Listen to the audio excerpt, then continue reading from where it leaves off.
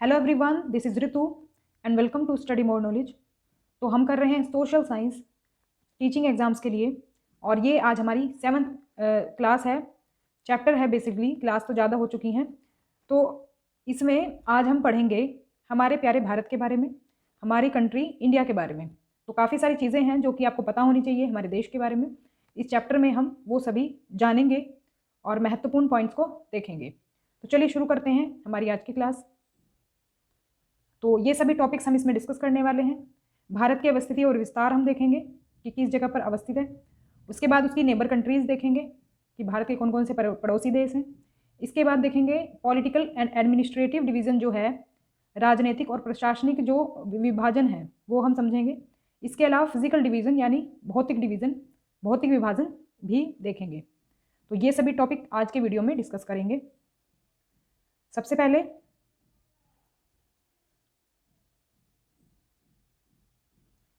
देख लेते हैं भारत की अवस्थिति और विस्तार। तो भारत जो है वो ऊंचे हिमालयों से घिरा हुआ है। आप देख रहे होंगे डायग्राम में, इधर आप देखेंगे नॉर्थ में तो हिमालय पर्वत है, काफ़ी एरिया में फैला हुआ है।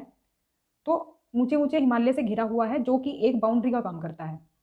अगर यहाँ पर हिमालय नहीं होता तो हमें अलग से बॉर्डर बनाना पड़ता चाइना के और अब हमारे बीच में। लेकिन हिमालय पर्वत होने की वजह से क्या है कि ये एक तरह से बॉर्डर का काम कर रहा है। पश्चिम में अगर हम देखें तो अरब सागर है, इधर देखें तो ये अरेबियन सी है यहाँ पर, पूर्व में बंगाल की खाड़ी पड़ती है इधर, और दक्षिण में अगर देखें तो हिंद महासागर आप देख पाएंगे दक्षिण के साइड। और भारतीय प्रायद्वीप के तटों पर ये सभी आपको देखने को मिलेंगे। कहीं आपको अरेबियन सी मिलेगा और कहीं आपको बंगाल की खाड़ी मिलेगी, कहीं आपको हिमालय मिलेगा। तो एक तरह से ये चारों तरफ बाउंड्री बना रहे हैं भारत के। अब इसकी डिटेल देख लेते हैं कि भारत का क्षेत्रफल कितना है। भारत का क्षेत्रफल लगभग 3.28 मिलियन वर्ग किलोमीटर है। और अगर देखें कश्मीर से कन्याकुमारी तक की, उत्तर से दक्षिण तक की सीमा अगर हम देखें तो ये होती है लगभग 3200 किलोमीटर। इसको मैप में देख लेते हैं। इधर पड़ता है कश्मीर और इधर है कन्याकुमारी साउथ पॉइंट पे। तो ये वाला जो डिस्टेंस है यहाँ से लेकर नीचे तक का, ये है हमारा 3200 किलोमीटर। 3200 किलोमीटर है। और अगर हम चौड़ाई देखें, मतलब पूरब से पश्चिम तक का विस्तार देखें, ये तो हो गया हमारा उत्तर से दक्षिण तक का विस्तार। अगर हम देखें पूरब से पश्चिम वाला विस्तार, ये ऐसे, तो ये होता है हमारा 2900 किलोमीटर। इसके बाद अगर हम देखें तो काफ़ी सारी मात्रा में आपको डाइवर्सिटी देखने को मिलेगी, विविधता देखने को मिलेगी। भारत में आपने देखा होगा भू आकृतियों में विभिन्नता है। लैंडफॉर्म्स आपको भिन्न भिन्न तरह के मिलेंगे। कहीं आपको रेगिस्तान मिलेगा, कहीं पर पर्वत पहाड़ मिलेंगे, कहीं पर मैदानी भाग मिलेगा, कहीं पर कोस्टल एरिया मिलेगा। तो कई सारे आपको जो है भू आकृतियों में भी विविधता देखने को मिलेगी। इसके अलावा वनस्पति में विविधता मिलेगी। अब क्योंकि भू आकृतियों में भिन्नता है उसी हिसाब से वनस्पति मिलती है। पहाड़ों पर अलग वनस्पति, मरुस्थल में अलग वनस्पति और मैदानों में अलग वनस्पति आपको देखने को मिलती है। भाषा और संस्कृति की तो क्या ही बात करें, इसमें तो बहुत ही ज़्यादा डिफरेंस देखने को मिलता है, मतलब डाइवर्सिटी देखने को मिलती है। तो कल्चर आप जहाँ पर भी जाएंगे, कई मतलब 20-30 किलोमीटर के दूरी पर भी आप जाएंगे तो काफ़ी चीज़ों में चेंजेस मिलता है। जैसे लैंग्वेज बदल जाती है, कल्चर भी बदल जाता है। तो काफ़ी सारी चीज़ें आपको भिन्न भिन्न देखने को मिलेंगी। ऐसे ही जलवायु है, जलवायु भी हर जगह की अलग होती है। कहीं पर बरसात काफ़ी मात्रा में होती है तो कहीं पर कम होती है, कहीं पर सूखा रेगिस्तान रह जाता है, तो कहीं पर बहुत ज़्यादा गर्मी पड़ती है, तो कहीं पर ठंड पड़ती है। तो जलवायु में भी काफ़ी ज़्यादा विविधता देखने को मिलती है। इसके अलावा वाइल्ड लाइफ, वन्य जीव आपको तरह तरह के मिलेंगे, क्योंकि जैसे अब जब जलवायु अलग अलग तरह की रहेगी और भू आकृतियाँ अलग अलग तरह की रहेंगी तो जो हमारी वनस्पति है वो अलग तरह की रहेगी। उसी के हिसाब से वन्य जीव होंगे। जैसे घने वनों में आपको ज़्यादा वन्य जीव मिलेंगे, तो ये भी उसी पर डिपेंड करते हैं। और अगर बात की जाए आबादी की, तो आबादी में जो हमारा भारत है वो चीन के बाद दुनिया का दूसरा सबसे सबसे ज़्यादा आबादी वाला देश माना जाता है। इसके बाद बात करते हैं इसकी अवस्थिति की, मतलब एग्जैक्ट जो लोकेशन है भारत की वर्ल्ड मैप पर वो कहाँ पर है। तो क्योंकि आपको मैंने बताया था ग्लोब को हम पृथ्वी के प्रारूप के तौर पर देखते हैं और ग्लोब पर ही हम इसकी स्थिति समझेंगे। हमने अक्षांश और देशांतर रेखाएं पढ़ ली हैं। अगर नहीं पढ़ी हैं आपने तो सेकंड चैप्टर में मैंने कराई थी, वो पढ़ लेना, उसके बाद ही ये कंसेप्ट समझ में आएगा। भारत उत्तरी गोलार्ध में अवस्थित है। उत्तरी गोलार्ध जो आपकी इक्वेटर रहती है वो 2 भागों में बांटती है, तो ये हो गया उत्तरी गोलार्ध। तो उत्तरी गोलार्ध में यहाँ पर अवस्थित है भारत, लगभग यहाँ पर। इसके अलावा जो कर्क रेखा है भारत के बिल्कुल बीच से होकर गुजरती है। कर्क रेखा मैंने बताया था 23.5 डिग्री उत्तरी अक्षांश पर ये पड़ती है कर्क रेखा। मैप में अगर देखें तो यहाँ पर आपको दिखेगी ये कर्क रेखा जो है भारत के बिल्कुल बीच से जा रही है। देख रहे होंगे आप मैप, ये है हमारा भारत और बीच से जा रही है कर्क रेखा। उत्तरी गोलार्ध भी देख लो, ये देखो बीच की इक्वेटर दी हुई है, इक्वेटर दी हुई है यहाँ पर, तो ये नॉर्थ में पड़ेगा ये वाला एरिया, तो उत्तरी गोलार्ध में हो गया। इसके बाद देखते हैं भारत की जो मुख्य भूमि है, मुख्य भूमि है वो 8 डिग्री 4 मिनट से 37 डिग्री 6 मिनट तक फैली हुई है अक्षांशों के बीच। ये अगर आप नीचे का वाला एरिया देखें, देखो ये है 8 डिग्री 4 मिनट, ये सबसे नीचे वाला एरिया है ना, जो मैंने कन्याकुमारी वाला एरिया बताया था नीचे वाला, ये है आपका 8 डिग्री 4 मिनट। यहाँ से लेकर के विस्तार है भारत का ये ऊपर तक 37 डिग्री 6 मिनट तक। तो ये जो मैंने आपको बताया था अक्षांशीय विस्तार, अगर आपने वो समझ लिया है तो आप इसे अच्छे से समझ पाएंगे। इसके बाद बात आती है कि देशांतर विस्तार की बात आती है। देशांतर विस्तार कैसे होता है, ये जो इस तरह की लाइनें होती हैं, तो हम ये वाला एरिया देखेंगे कितना ये चौड़ा है, ये वाला विस्तार देखेंगे तो ये है 68 डिग्री 7 मिनट से लेकर के 97 डिग्री 25 मिनट। ये दिया हुआ है क्लियरली, देखो यहाँ से लेकर के और ये वाले देशांतर तक ये फैला हुआ है, क्योंकि ये वाली लाइनें देशांतर रेखाएं होती हैं, बताई थी मैंने। तो ये हो गया इसका विस्तार। और देख लेते हैं, फिर है भारत पूर्वी गोलार्ध में स्थित है। देखो गोलार्ध मैंने 2 तरह से बताए थे आपको, एक तो होता है हमारा ये इक्वेटर से जो बीच में मतलब इक्वेटर बीच से काटती है जो पृथ्वी को, उत्तरी गोलार्ध में, और दक्षिणी गोलार्ध में हो जाता है। और ये जो देशांतर रेखा काटती है ये बांटती है इसको पश्चिमी गोलार्ध में और पूर्वी गोलार्ध में। तो पूर्वी गोलार्ध में हमारा भारत स्थित है। इसका कंसेप्ट पीछे के चैप्टर्स में आपको मिल जाएगा।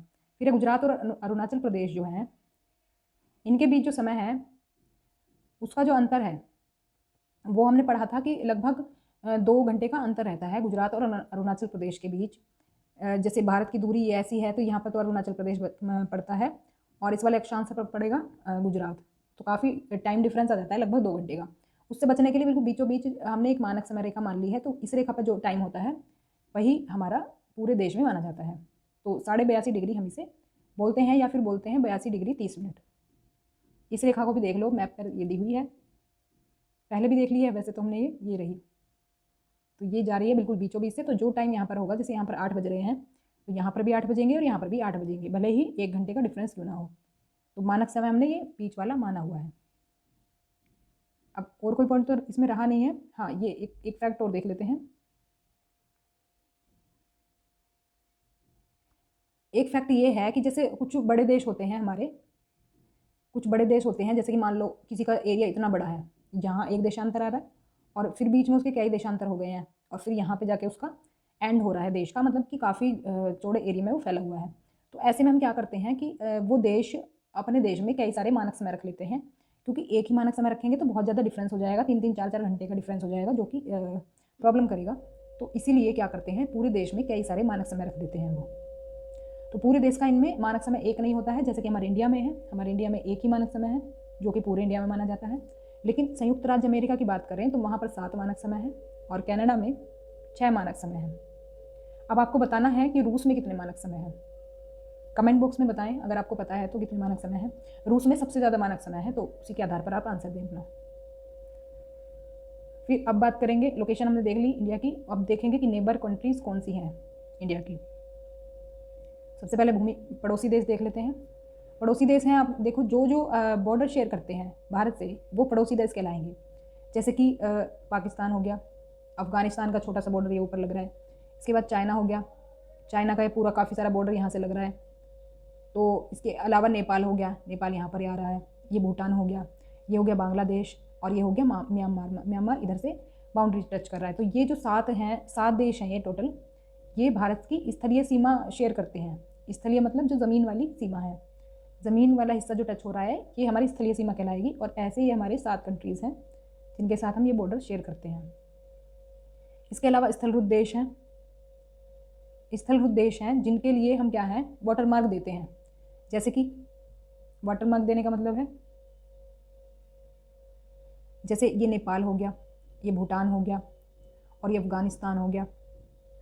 तो अब क्या है, ये जो कंट्रीज़ हैं, अब आपने देखा होगा जो काफ़ी हम हैवी सामान वगैरह मंगाते हैं कहीं से बाहर के देशों से, जो इंपोर्ट होता है, तो वो जो सामान आता है हमारा वो समुद्र के रास्ते से आता है।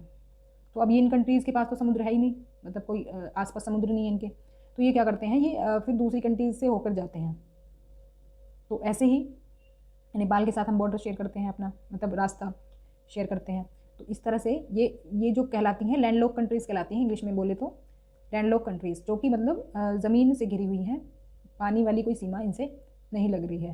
अफगानिस्तान भी इसी कैटेगरी में आता है और नेपाल और भूटान भी। और चीज़ देख लेते हैं क्या, द्वीप पड़ोसी, मतलब कुछ ऐसी कंट्रीज़ भी हैं जो कि द्वीप हैं, आइलैंड नेबर्स हैं। ऐसे में आते हैं 2 कंट्रीज़, जैसे कि श्रीलंका और जैसे कि मालदीव्स। तो ये हम इनसे पानी वाली बाउंड्री शेयर करते हैं, क्योंकि आपको पता ही है काफ़ी दूरी तक हमारी ये बाउंड्री होती है वाटर वाली, जिसमें कि हमारा अधिकार होता है व्यापार वगैरह करने का। तो इन लोगों से हम क्या करते हैं, हमारी बाउंड्री इनसे शेयर होती है, मतलब पड़ोसी हो गए, पास में ही पड़ते हैं। तो 2 कंट्रीज़ ऐसी हो गई हैं जो कि हमारे द्वीप पड़ोसी हैं। इसके अलावा पाक जल संधि देख लेते हैं। पाक जल संधि जो है, जल संधि मैंने बताई भी थी पहले, जो 2 जल राशियों को जोड़ने का काम करती है, वो होती है पाक जल संधि। तो ये जोड़ती है हमारे ये देखो यहाँ पर एक छोटी सी जल राशि आप कहें, ये बंगाल की खाड़ी को और हिंद महासागर को जोड़ती है। तो ये इसमें क्या है कि ये हमारी कहलाती है जल संधि, और इसका नाम भी है पाक जल संधि।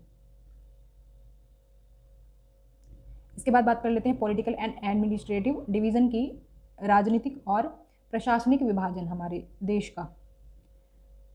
तो देखो आपको पता ही है कि जो इंडिया है वो एक विशाल देश है, विशाल देश है। तो अब उसको एक कोई पर्सन तो चला नहीं सकता है उसको, जैसे कि प्रधानमंत्री हमारे, तो वही नहीं चला सकते हैं पूरे देश को। अब वो जगह जगह जाकर देख नहीं सकते हैं कि क्या हो रहा है देश में, शहर में क्या हो रहा है, गांव में क्या हो रहा है, तो वो हर गांव नहीं जा सकते।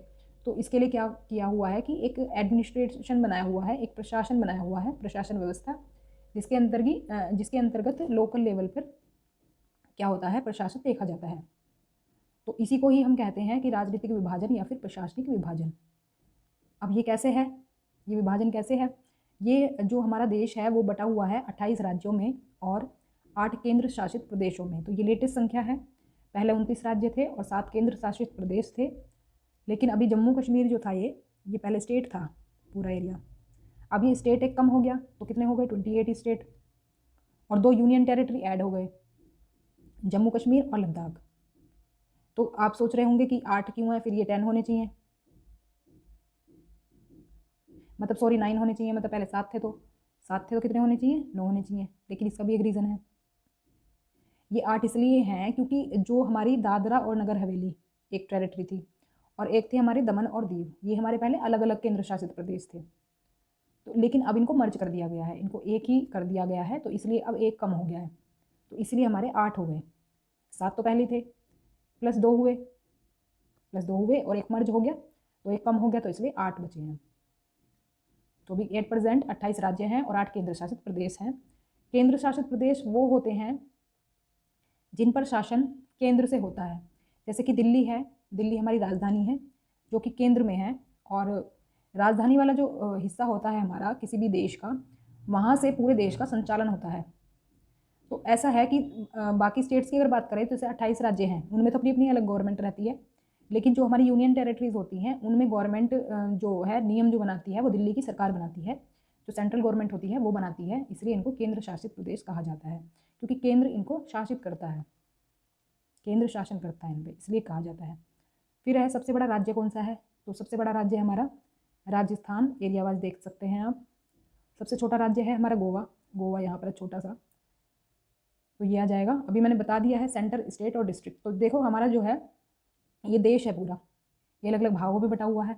सबसे पहले आता है हमारा सेंटर, जो कि पूरे देश की सरकार, पूरे देश के लिए जो कानून बनाती है सरकार, वो कहलाती है सेंटर वाली सरकार। इसके बाद आती है स्टेट वाली, जैसे हमारे ये स्टेट्स बटे हुए हैं ना अलग अलग, तो स्टेट लेवल पे देख रेख करने के लिए, स्टेट लेवल पे कानून बनाने के लिए होती है हमारी स्टेट गवर्नमेंट। इसके बाद जो स्टेट्स हैं हमारे, ये हमारे डिस्ट्रिक्ट में बटे हुए होते हैं, क्योंकि ये भी काफ़ी बड़े होते हैं, तो इनको भी अच्छे से काम चलाने के लिए इनको हम डिस्ट्रिक्ट में बांट देते हैं। फिर आता है हमारा डिस्ट्रिक्ट डिस्ट्रिक्ट के बाद फिर वही है शहरों में, गाँव में पंचायतें होती हैं लोकल लेवल पर, वो हम पॉलिटी में पढ़ेंगे। बाकी इतनी ही बेसिक जानकारी इसमें समझ लेते हैं। अब बात आती है भौतिक विभाजन की। भौतिक क्या है? जैसे फिजिकल जो स्ट्रक्चर है ना इंडिया का, मतलब कैसा है, किन किन चीज़ों में बटा हुआ है वो है इस पर सब कुछ भौतिक विभाजन में। तो भौतिक विभाजन कैसा है हमारे देश का? यहाँ पर आपको पर्वत मिलेंगे, पठार मिलेंगे, मैदानी भाग मिलेंगे, तटीय मैदान मिलेंगे, द्वीप मिलेंगे। तो एक एक करके देख लेते हैं। सबसे पहले आता है हमारा पर्वतीय जो भाग है हमारा, वो आता है। पर्वतीय भाग में आता है हमारा हिमालय। तो हिमालय है हमारा यहाँ पे पूरा फैला हुआ है, सारे में ये फैला हुआ है हिमालय। ये पर्वतीय भाग हमारा पर्वतीय भाग के अंदर आता है। तो माउंटेन रीजन इसे हम कह सकते हैं, पर्वतीय क्षेत्र। तो पर्वतीय क्षेत्र है ये हमारा, और देख भी रहे होंगे आप यहाँ पर बना हुआ है ये हिमालय के अंदर। हिमालय के अलावा और भी चीज़ें आती हैं इसमें पर्वतीय भाग में, जैसे यहाँ पर अरावली रेंज है, यहाँ पर विंध्या रेंज है, यहाँ पर सतपुड़ा रेंज है। ये तो हमने इंपॉर्टेंट ले लिया, मतलब खास जो पर्वत है हमारा वो ले लिया, लेकिन पर्वतीय भाग में पूरा हमारे यही आ जाएगा जो पर्वत हमारे काफ़ी एरिया में फैले हुए हैं। यहाँ पर पश्चिमी घाट है, यहाँ पर पूर्वी घाट है, और यहाँ पर गारो खासी वगैरह जो पहाड़ियाँ हैं वो हैं, वो ये तो, और ये पूरा हिमालय हो गया यहाँ से। तो ये सब जो पर्वत वाला जो एरिया है ये सब हमारा आता है पर्वतीय क्षेत्र में। इसके अलावा आता है हमारा पठारी भाग। पठारी भाग में क्या आता है हमारा? प्रायद्वीपीय पठार आ जाता है। प्रायद्वीपीय पठार आप देख रहे होंगे, ये वाला जो हिस्सा है जो येलो दिख रहा है ये हमारा पठारी भाग है। यहाँ मालवा का पठार है, यहाँ पर छोटा नागपुर का पठार है, यहाँ पर दक्कन का पठार है। तो ये पूरा हमारा पठार वाला भाग आ जाता है, जिसे हम प्रायद्वीपीय भी कहते हैं। प्रायद्वीपीय जो है, प्रायद्वीप क्या होता है? प्रायद्वीप होता है हमारा जो 3 जगह से जल से घिरा होती है, जो ज़मीन तीनों ओर से जल से घिरी होती है उसको हम कहते हैं प्रायद्वीप। और पठार यहाँ पर है ही बीच में, तो इसलिए प्रायद्वीपीय पठार कहते हैं। तो एक तो इधर से घिरा है, एक तो इधर से घिरा पानी से, और एक नीचे। तो ये प्रायद्वीपीय पठार हमारा कहलाता है। इसके अलावा फिर आ जाता है मैदान। मैदान वाला एरिया कौन सा है? मैदान वाला एरिया आपको ये जो आप ये देख रहे हैं ये वाला आता है आपका मैदानी भाग।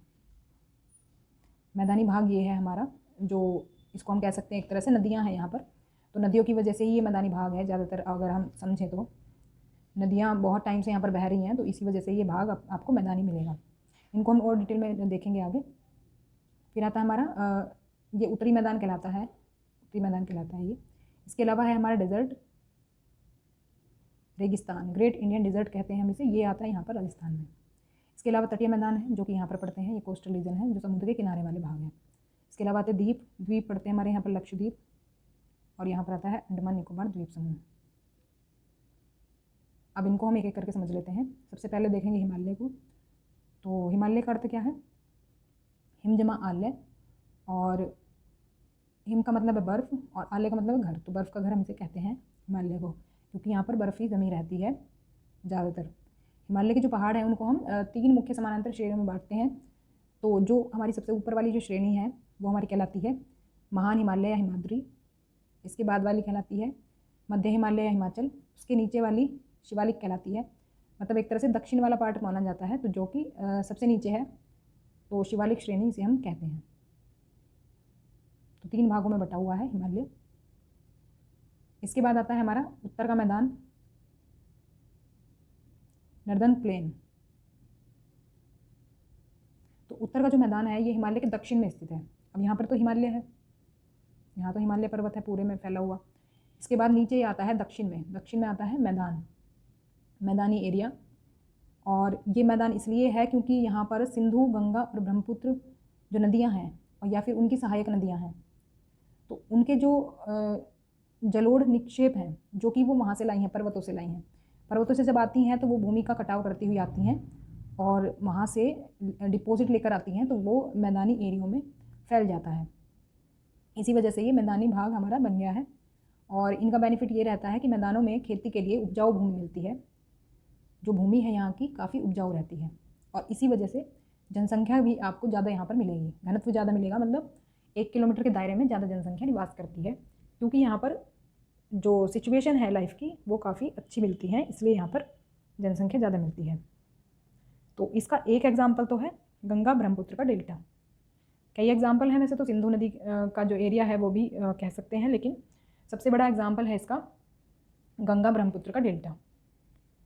तो ये काफ़ी बड़े एरिया में फैला हुआ है। इधर से ब्रह्मपुत्र नदी आती है, देखो अगर जूम करके देखें तो ये इधर से आती है ब्रह्मपुत्र नदी, और यहाँ पर बहती है गंगा नदी, और यहाँ पर देखो तो इधर से आ रही है, ये यहाँ से गंगा आती है, यहाँ से मेघना नदी आती है, और ये फिर तीनों नदियाँ मिलकर के यहाँ पर डेल्टा बनाती हैं। डेल्टा होता है,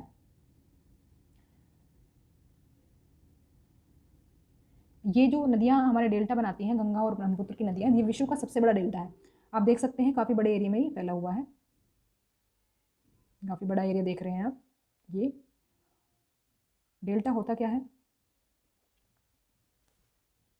डेल्टा होता है, ये नदी के मुहाने पर बनता है। मान लो जैसे नदी समुद्र की ओर जा रही है और समुद्र में गिरने वाली है, तो उससे पहले क्या होता है, समतल सपाट जो भूमि आ जाती है उस पर इसका पानी ऐसे फैल जाता है, ऐसे ऐसे फैल जाता है, तो कुछ पंजे के आकार का बन जाता है। इस तरह से कुछ शाखाएं इसकी बिखर जाती हैं पानी की, और पूरे में पानी पानी फैल जाता है, जैसा कि देख रहे होंगे आप यहाँ पर। ये देखो पानी की धाराएँ आप देख रहे हैं, तो कुछ ऐसा हो जाता है, तो इसको हम कहते हैं डेल्टा। तो ये समुद्र के किनारे पर ही बनता है, समुद्र में जब नदी गिरने वाली होती है तो उस जगह पर ये बनता है। और जो गंगा और ब्रह्मपुत्र का डेल्टा है, ये विश्व का सबसे बड़ा डेल्टा कहा जाता है, और इसे सुंदरबन का डेल्टा भी कहते हैं। इसके अलावा जलोढ़ निक्षेप हमने भी देखा था, तो ये होते हैं जो नदियों के द्वारा लाई गई बहुत महीन मिट्टी होती है, मतलब बहुत बारीक मिट्टी होती है, जो कि वो पर्वतों से धीरे धीरे जो है कैरी करके लाती है, और नदी बेसिन में जो है उसको डिपॉजिट कर देती है। नदी बेसिन होता है जो, जैसे कोई नदी है और उसकी सहायक नदी हैं जो उसमें आकर मिलती हैं, तो उनका जो पूरा एरिया वो कवर करती हैं, ये कहलाता है नदी बेसिन। तो ये सारे एरिया में आपको वो मिट्टी मिलेगी जो कि ये जलोढ़ निक्षेप कहलाती है। इस पूरे एरिया में आपको ये मिट्टी मिलेगी जो ये अपने साथ बहा कर लाती हैं। सहायक नदी वही अभी जो बताया मैंने, एक मुख्य नदी होती है, और इसमें बाकी नदियाँ जो आकर मिलती हैं वो कहलाती हैं सहायक नदी। जैसे गंगा है, गंगा मुख्य नदी है, उसमें अगर कोई जाकर मिलेगी नदी तो वो कहलाएगी उसकी सहायक नदी। तो इंपॉर्टेंट पॉइंट्स हमने सभी देख लिए हैं, आगे बढ़ते हैं। फिजिकल डिवीज़न में ही अब बात करेंगे मरुस्थल की। जो हमारे देश में जो मरुस्थल है वो सबसे बड़ा मरुस्थल है हमारे देश का, और वो रेगिस्तान में मिलता है। ये मिलता है आपका यहाँ पर, देखो ये यहाँ पर है राजस्थान में। तो रेगिस्तान कुछ इस तरह का होता है, रेती रेत मिलेगी वहाँ पर आपको, तो पानी की कमी रहती है काफ़ी यहाँ पर। तो यहाँ पर क्या है, शुष्क गर्म और रेतीली भूमि होती है, गर्म रहती है ज़मीन और रेतीली रहती है, और इसी वजह से यहाँ पर वनस्पति भी काफ़ी कम होती है क्योंकि पानी की कमी रहती है। अब बात करेंगे प्रायद्वीपीय पठार की। तो ये जो है पठार, प्रायद्वीपीय पठार आकार में त्रिकोणीय है। मैप में हमने देखा था अभी, ये रहा प्रायद्वीपीय पठार, ये आकार में त्रिकोण कहलाता है। ये धरातल काफ़ी ऊंचा नीचा रहता है इसका। तो देखो जो ज़मीन रहती है, अभी समझाती हूँ मैं इसको। जो पठार की जो ज़मीन रहती है वो थोड़ी ऊंची उठी रहती है, तो जो ये ज़मीन उठी रहती है हमारी, इसी वजह से ये क्या कहलाता है, पठार कहलाता है। और पठार के बारे में मैंने बताया था, ये एक तरह से ऊंचा तो काफ़ी रहता है ये, लेकिन इसमें होता क्या है कि ये ऊपर से फ्लैट रहता है, मतलब मेज की तरह रहता है बिल्कुल ऊपर से। तो धरातल काफ़ी ऊंचा रहता है, और इसमें प्रायद्वीपीय पठार में अनेक पर्वत श्रृंखलाएँ भी हैं। जो हमारा प्रायद्वीपीय पठार है जो भी दिखाया था मैंने, पर्वत श्रृंखलाएँ भी हैं और घाटियाँ भी हैं। इसके अलावा अरावली की पहाड़ियाँ हैं जो कि दुनिया की सबसे पुरानी श्रेणियों में से एक मानी जाती हैं, अरावली की पहाड़ियाँ, और ये उत्तर पश्चिम की ओर अवस्थित है। मान लो कि ये मतलब इंडिया का मैप है,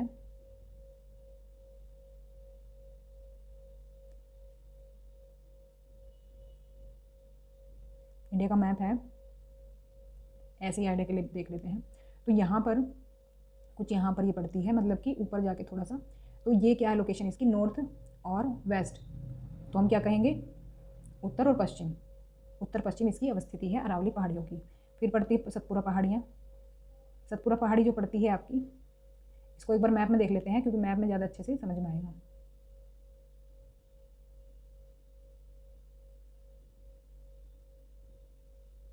ये सभी जो चीज़ें हम देख रहे हैं प्रायद्वीपीय पठार के अंदर आती हैं। ये थी हमारी अरावली की पहाड़ियाँ।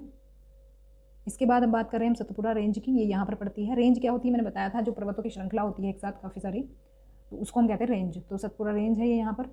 अब यहाँ पर विंध्य रेंज है, और सतपुरा के ही एक तो ऊपर नर्मदा नदी बहती है और नीचे ताप्ती नदी बहती है। तो दोनों पर्वतों को घेर कर ये बहती हैं और ये इस डायरेक्शन में बहती हैं, पूरब से पश्चिम की ओर ही बहती हैं और अरब सागर में अपना जल गिराती हैं, नर्मदा और ताप्ती।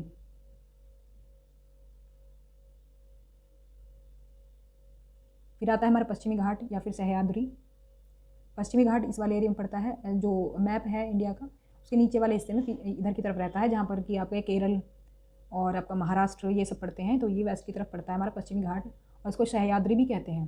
फिर पड़ता है हमारा पूर्वी घाट, पूर्वी घाट हमारा पड़ता है इधर। तो जो प्रायद्वीपीय पठार है उसी का ये सभी हिस्सा है, ये सारी चीज़ें। तो ये सब हमने देख लिया है।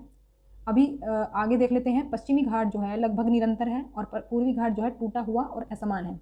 अगर बात करें पश्चिमी घाट की,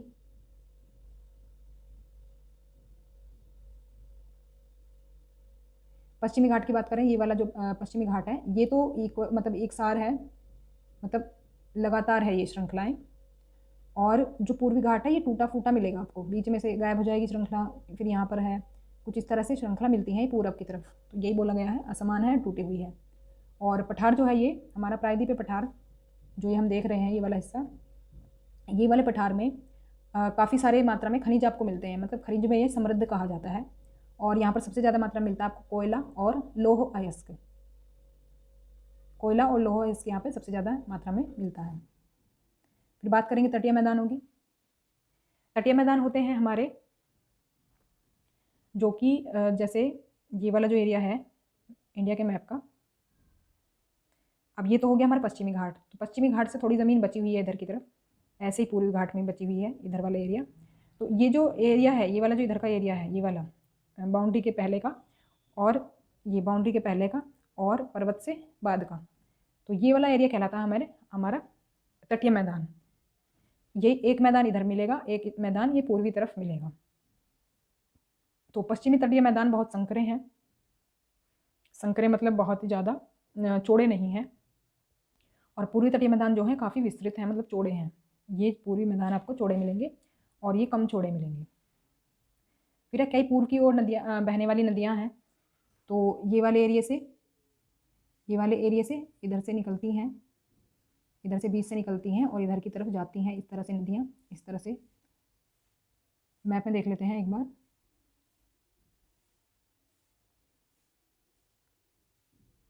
ये जो एरिया है यहाँ से नदियाँ निकलती हैं ज़्यादातर पूरब की ओर से और इधर जाती हैं, नहीं पूरब की ओर को चलती हैं, ये पूरब की ओर जा रही हैं।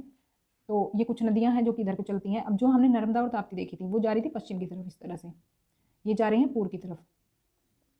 उन्होंने अरब सागर में जल गिराया था और ये जल गिराती हैं बंगाल की खाड़ी में। कौन कौन सी नदियाँ हैं देख लेते हैं एक बार। ये नदियाँ हैं हमारी महानदी, गोदावरी, कृष्णा, कावेरी। तो और भी नदियाँ हैं, ये मेन नदियों के नाम लिखे हैं हमने। बंगाल की खाड़ी में ही जल गिराती हैं और डेल्टा बनाती हैं। डेल्टा की बात हमने पहले कर ली है। डेल्टा वही जो मैदानी भाग होता है उसमें नदियों का पानी कुछ इस तरह से फैल जाता है। आप अगर समतल भूमि पर कुछ पानी गिराएंगे तो वो भी ऐसे ही फैल जाएगा, कुछ इस तरह से ही होता है नदियों के साथ भी, और ये कहलाता है डेल्टा। फिर बात करेंगे द्वीपों की। द्वीप हमने देख लिए थे। द्वीप जो है हमारे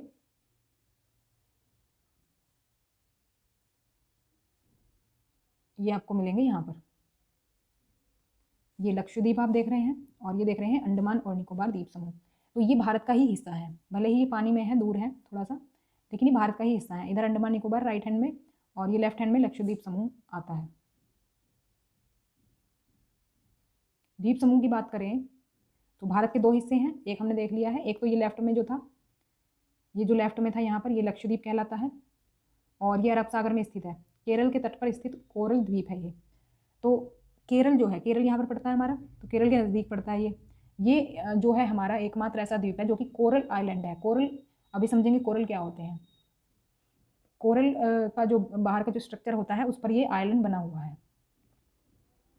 तो पहले देख लेते हैं कोरल को ही। कोरल होते हैं हमारे समुद्री जीव होते हैं ये। अब क्या होते हैं, जब ये मर जाते हैं तो इनके कंकाल खाली हो जाते हैं, मतलब पत्थर जैसे होते हैं इनके कंकाल, जिन्हें कि पॉलिप्स कहते हैं। अब ये होता क्या है, जब ये बहुत ज़्यादा मात्रा में होते हैं, बहुत ज़्यादा मात्रा में, तो इनके कंकाल पत्थर की तरह मतलब जमते चले जाते हैं, एक के ऊपर एक, एक के ऊपर एक, क्योंकि नए नए जीव आते रहते हैं ना, ये भी समुद्र के अंदर है। तो क्या होता है, जब जो जीवित पॉलिप्स मर जाते हैं तो उनके कंकाल बच जाते हैं। अन्य पॉलिप्स कठोर कंकाल के ऊपर उगते हैं और जो ऊंचे होते जाते हैं। मतलब जो नए जो पॉलिप्स उगेंगे वो उनके ऊपर ही उगते चले जाते हैं, और फिर क्या होता है, ये और ऊंचे होते चले जाते हैं। स्ट्रक्चर आप देख सकते हैं, कुछ इस तरह का स्ट्रक्चर बन जाता है इनका।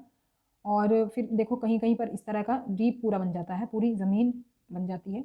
इसी तरह का स्ट्रक्चर वहाँ पर देखने को मिलता है लक्षद्वीप में। तो वो पूरा जो आइलैंड है वो इनके ऊपर ही है, तो कोरल आइलैंड इसको बोला जाता है।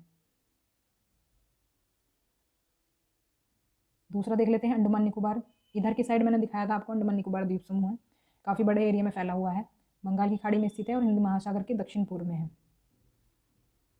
और यहाँ पर क्या है, यहाँ पर सुनामी वगैरह का डर रहता है। सुनामी भी आई थी यहाँ पर, तो काफ़ी कुछ तबाह हो गया था यहाँ पर। तो डर लगा रहता है ऐसे एरियाज़ में कि सुनामी आ जाएगी, कोई तूफान आ जाएगा, चक्रवात आने का खतरा रहता है, तो काफ़ी नुकसान हो जाता है। तो कुछ इंपॉर्टेंट फैक्ट्स में था ये हमारा प्रवाल द्वीप का, ये था हमारा चैप्टर। पसंद आई हो वीडियो तो लाइक करें, शेयर करें, सब्सक्राइब कर ले चैनल को। नेक्स्ट वीडियो में हम करेंगे इससे रिलेटेड कुछ प्रीवियस ईयर क्वेश्चंस को। इस चैप्टर में से काफ़ी सारे प्रीवियस ईयर पूछे गए हैं, तो काफ़ी इंपॉर्टेंट चैप्टर हो जाता है, तो देखना ना भूलें प्रीवियस ईयर क्वेश्चन वाला वीडियो। तो मिलते हैं नेक्स्ट क्लास में, तब तक के लिए stay connected and keep watching study more knowledge. Thanks for watching.